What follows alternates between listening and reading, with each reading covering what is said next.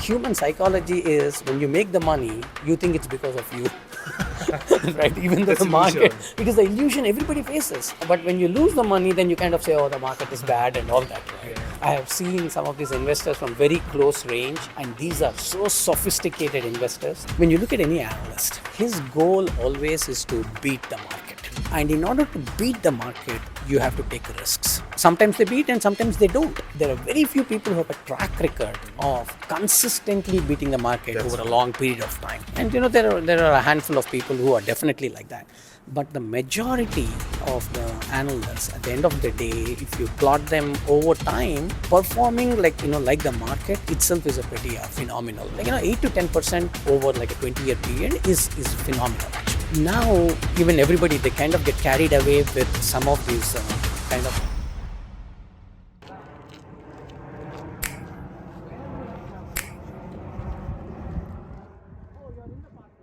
First of all, it's really nice to meeting you. Very nice to meet you as well. Yeah. Welcome to the US, welcome to Foster City. This is my first time to coming to Foster City, but I really like this place. So let's start the interview. First of all, could you introduce yourself briefly? So I worked at AMD originally for about 7 years. And then I went to business school for a couple of years. And then I came back and I joined KLA Tencor. And then on investment banking, I was more like equity research analyst, focused on some of the semiconductor equipment stocks, some of the memory semiconductor stocks, and even at that time, even the solar stocks. And coming back to SanDisk, I was with the corporate strategy team. So it's more on corporate strategy. And right now with SK Hynix, I focus a lot on market intelligence. So that's the team I lead here in the US. Then, as someone who is working in the Morgan Stanley, could you give financial advice to younger generation? Okay, yeah. So my biggest advice, at least coming out of business school, if there's one thing I have learned, is the power of diversification.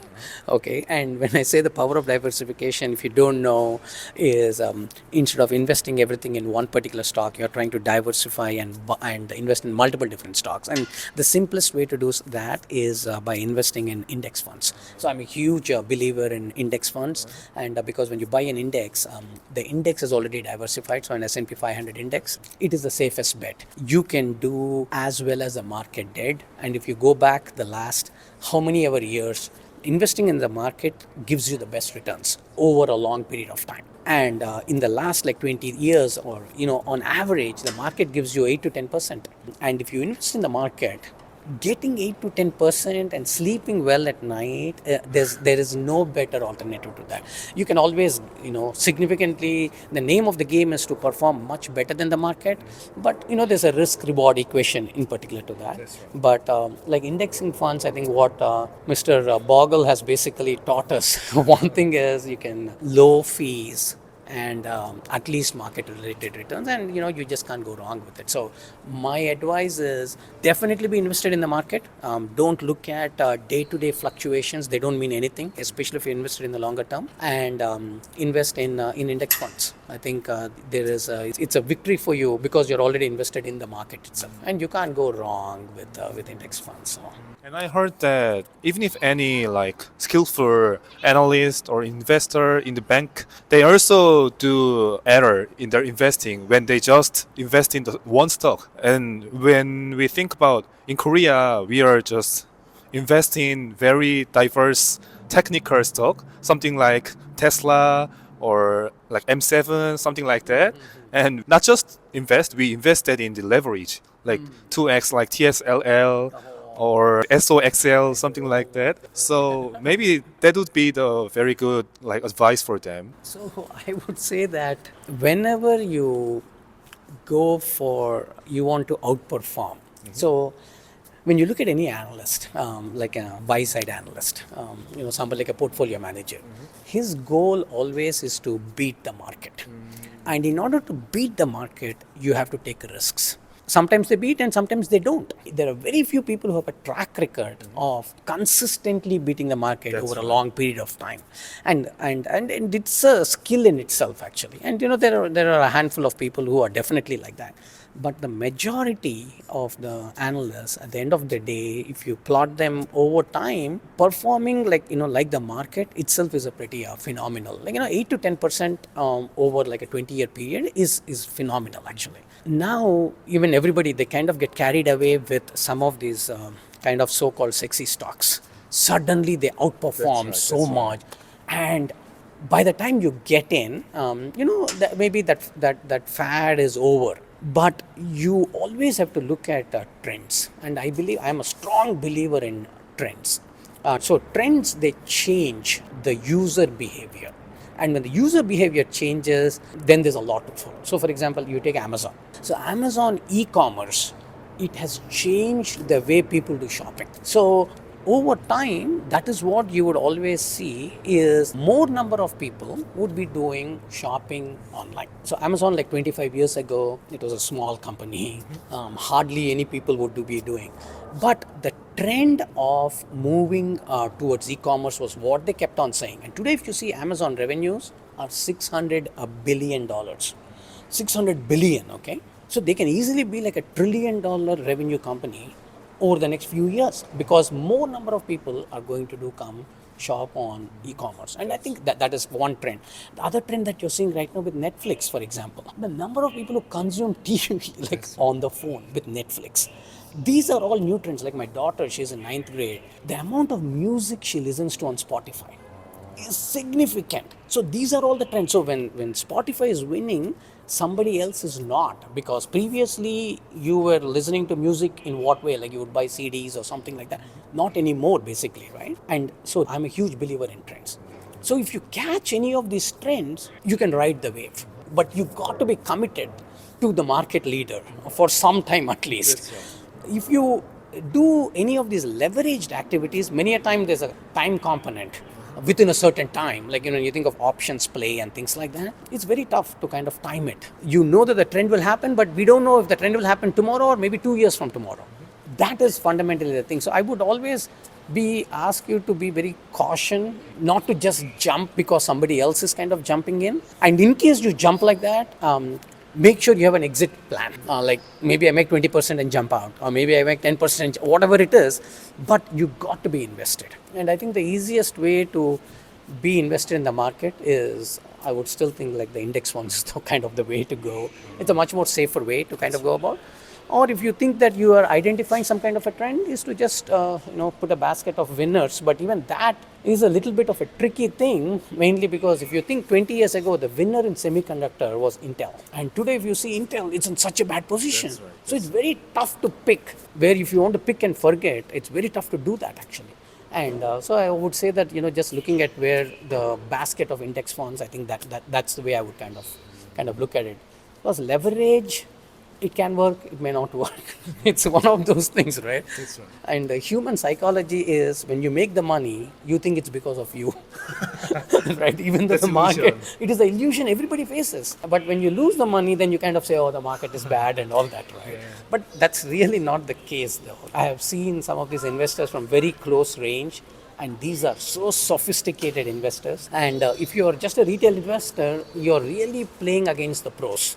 It's a very tough kind of environment. And along this, there is an interesting book that's there. It's called Winning a Loser's Game. I forget the name of the author right now, but he tells exactly the same thing about how the world is made up of so many amateur tennis players. When you're an amateur player and you're playing an amateur player, you just want to return the ball and you wait for the other guy to make the mistake.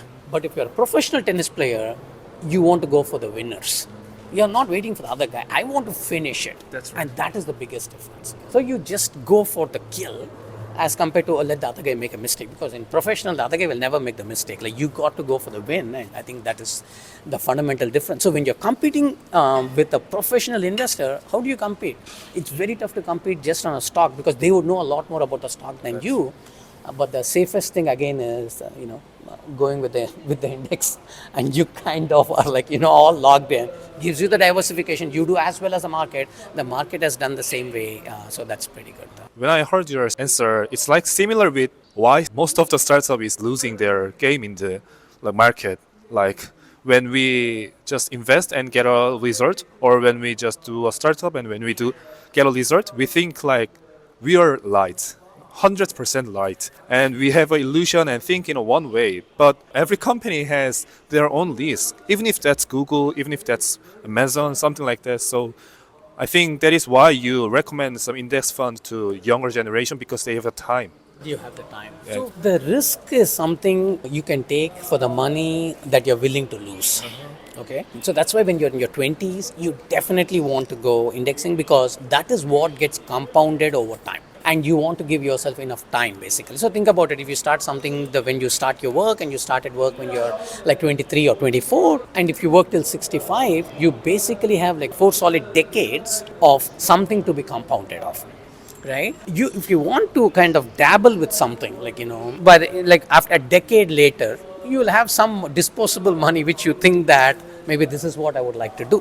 So that's why knowing your risk appetite, because your risk appetite is different than mine. My risk appetite and your risk appetite and somebody else's depends a lot on the circumstances they grew up with. Like there can be 2 siblings with totally different risk appetites. And so that is what makes it very interesting, that if you can identify what your risk appetite is and then try to find the profession which is kind of ideal for you. So if you are a high risk taker, you want a fast paced kind of a thing, like a startup may be the kind of a thing, or even you go into banking and things like that is very much like that. But if you're not a very high risk taker, then you're very good trying to work like operationally and things like that, then working in a corporate may be a great thing, because you still have significant challenges. But figuring out what you want to do, I think the person who figures that out the earlier is the one who is the most successful or more happier, I would think, in life, because you are able to do what you like for a longer time. And like one of my bosses at SanDisk, he would always say, the easy way to figure out whether this is your passion or not is if you're doing it, even if you're not getting paid. And that's a quick litmus test to tell, man, I don't think I'll do this if I'm not getting paid, or I think I can continue doing this. And I think that kind of differentiates a lot.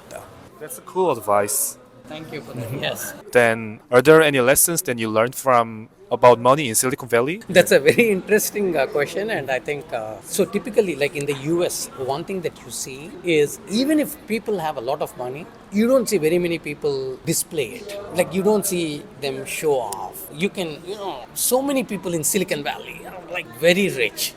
But they are very humble and very, like even when you talk to them, they are all very, very humble people actually. But having said that, there is a lot of association of money with success. Like the more money you have, the more successful you are. That is one way of looking at it, but I don't believe that entirely, because there is a price that you pay for the money that you get. Like imagine if you're a CEO of a company, or if you're a consultant. Like many times people say, man, consultants, their families fly for free. But in reality, the amount of effort that the consultant put to get the mileage is insane actually. That is able to, it's great that he is taking his family and everybody else for free, but nothing is free though. What basically happens is the effort that the consultant puts over time, and I think that is the equation I think people miss. That's right. So when people work in startups, the amount of hours that they work, there is nothing called a weekend. And you don't know if it is going to make it big or you can't. That's right. It's a very dicey situation. The risk is so high, but they still are putting in so much thing, right?